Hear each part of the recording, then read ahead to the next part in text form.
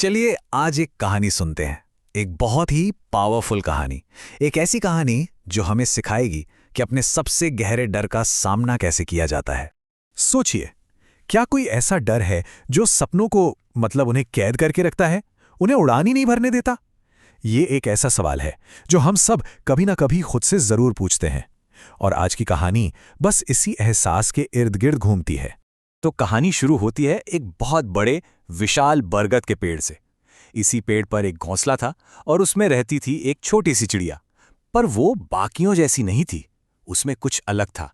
अब देखिए, फर्क कितना साफ है।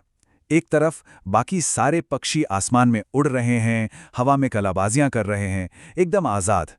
और दूसरी तरफ हमारी ये नन्ही चिड़िया जो अपने ही घोंसले में डर से कांप रही है। बस यहीं से उसका असली संघर्ष शुरू होता है। उसके मन के अंदर एक जंग चल रही थी, एक बहुत बड़ी जंग। सपना था कि वो बादलों को छू ले, लेकिन हकीकत ये थी कि जब भी वो उड़ने की कोशिश करती, उसका डर जीत जाता और वो सीधा जमीन पर आ गिरती।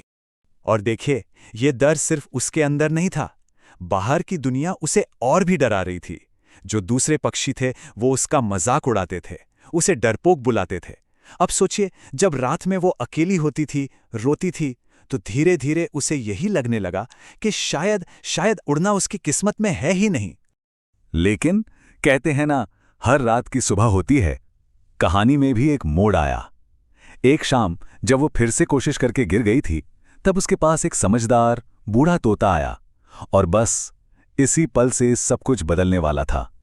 उस बूढ़े तोते ने एक बहुत बहुत गहरी बात कही। उसने कहा, उड़ान पंखों से नहीं, हौसले से होती है।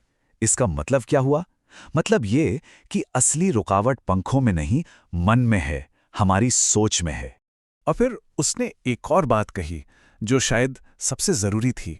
उसने कहा, हार तब होती है जब तुम कोशिश करना छोड़ देती हो। गिर जाना हार नहीं है।